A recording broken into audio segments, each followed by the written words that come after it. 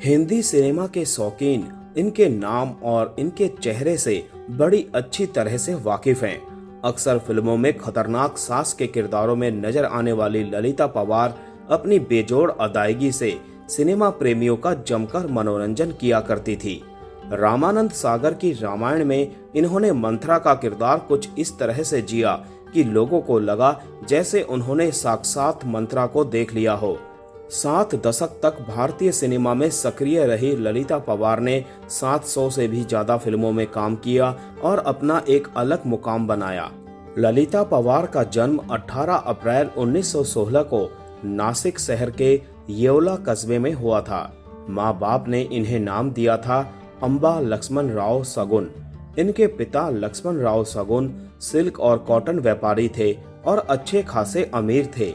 जब ये मात्र 11 बरस की थी तभी इन्होंने फिल्मों में बतौर चाइल्ड आर्टिस्ट काम करना शुरू कर दिया था। एक मूक फिल्म में ये बाल कलाकार के तौर पर दिखी थी और बतौर मेहनताना इन्हें 18 रुपए मिले थे। ये वो दौर था जब लड़कियों को स्कूल भेजना अच्छी बात नहीं मानी जाती थी, लेकिन इनके पिता ने इनके लिए घर पर ही उर्दू और हिंदी टीचर की व्यवस्था कर दी थी। इसीलिए ये थोड़ा बहुत लिखना पढ़ना जानती थी। घर पर ही इन्होंने शास्त्रीय संगीत भी सीखा था। भारत में जब मूक फिल्में बना करती थी तो ये उनमें काफी एक्टिव थीं। इन्होंने ढेर सारी मूक फिल्मों में काम किया था। उस जमाने में बनने वाली तकरीबन हर मूक फिल्म में ये नजर आती थी और एक साल में 1 दर्जन फिल्मों में ये काम कर लेती थी। उसके बाद साल 1934 से इन्होंने टॉकी फिल्मों में काम करना भी शुरू कर दिया था। ललिता पवार दिखने में काफी खूबसूरत थीं और ये एक जबरदस्त अदाकारा भी थी। यही वजह थी कि इनके पास फिल्मों की कमी नहीं रहती थी। उस दौर में ये हिंदी सिनेमा की सबसे महंगी हीरोइन हुआ करती थी। ये वो वक्त था जब फिल्म की हीरोइन को अपने गाने भी खुद ही गाने पड़ते थे। अब चूंकि ललिता पवार ने संगीत की शिक्षा ली थी तो ये आराम से गाने भी गा लिया करती थीं। इनके गाए गीत लोगों को बड़े पसंद भी आ रहे थे और ये कामयाबी की डगर पर तेजी से आगे बढ़ती चली जा रही थी।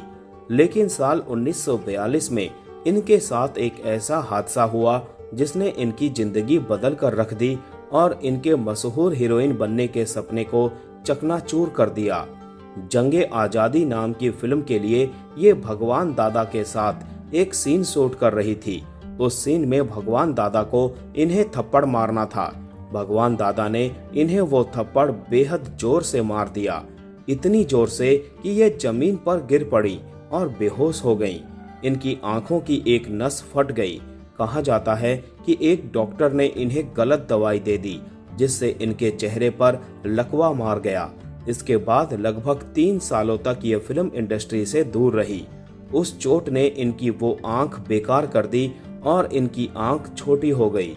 इस तरह फिल्मों में बतौर लीडिंग लेडी कामयाबी पाने का इनका सपना कुछ ही फिल्मों के बाद टूट गया।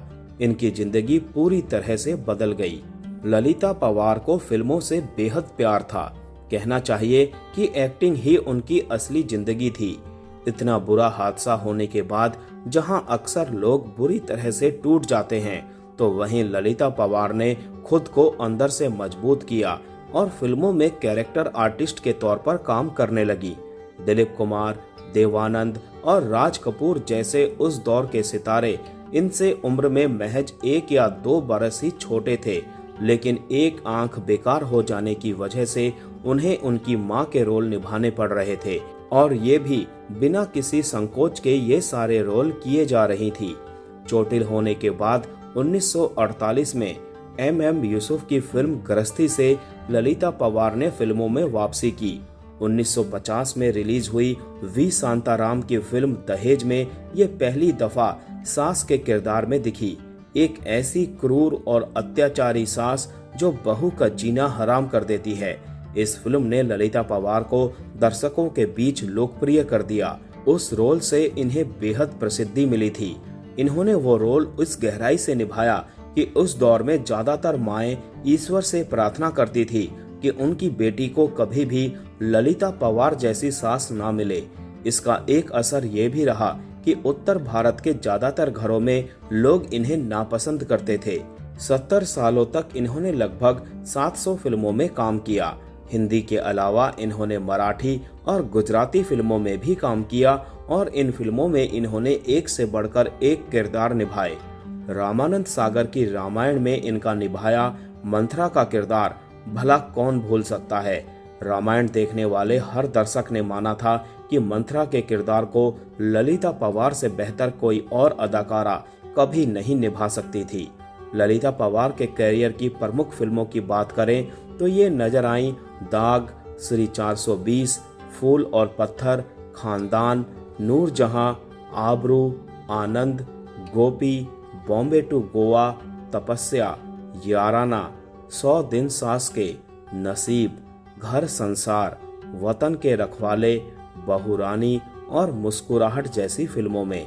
इनकी आखिरी फिल्म थी 1997 में रिलीज हुई भाई, जिसमें ये एडवोकेट सत्य प्रकाश यानी ओमपुरी की मां के रोल में नजर आई थी। यूं तो ज्यादातर फिल्मों में ये वैम्प के किरदारों में दिखी, लेकिन कुछ फिल्में ऐसी भी थी जिनमें ये बड़े ही पॉजिटिव रोल में नजर आईं। इनमें सबसे प्रमुख है 1959 में रिलीज हुई राज कपूर की फिल्म अनाड़ी में इनके द्वारा निभाया गया मिसेस दिशा का रोल। इसके अलावा आनंद फिल्म में सीनियर नर्स और नसीब फिल्म में मिसेज गोम्स के रोल में भी ये पॉजिटिव कैरेक्टर्स में दिखी थी, जिन्हें दर्शकों ने भी बेहद पसंद किया था। राज कपूर तो इनके इतने बड़े फैन थे कि इनके साथ काम करने का कोई मौका वो नहीं छोड़ते थे। उन्होंने जब RK स्टूडियो की नई बिल्डिंग बनवाई तो उसका उद्घाटन भी उन्होंने ललिता पवार से ही कराया।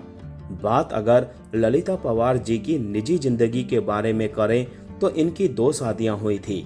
इनके पहले पति थे GP पवार, जो कि इनके फिल्मी कैरियर के शुरुआती दिनों के एक बड़े फिल्म प्रोड्यूसर थे। लेकिन कुछ ही दिनों में ललिता पवार ने GP पवार से तलाक ले लिया, क्योंकि GP पवार और ललिता पवार की छोटी बहन के बीच अफेयर शुरू हो गया था।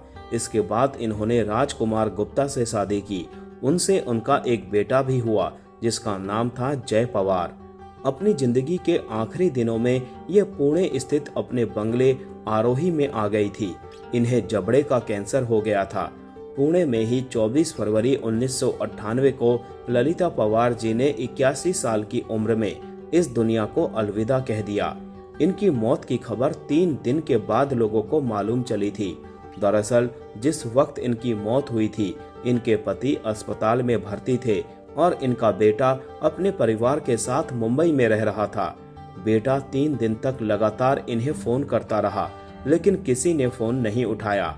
चौथे दिन बेटे ने पुलिस को फोन किया और पुलिस ने घर का दरवाजा तोड़कर इनका शव बरामद किया।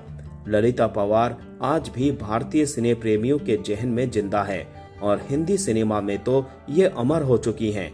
ये बात पूरे यकीन के साथ कही जा सकती है कि बॉलीवुड में ललिता पवार जैसी अभिनेत्री शायद ही फिर कभी आए।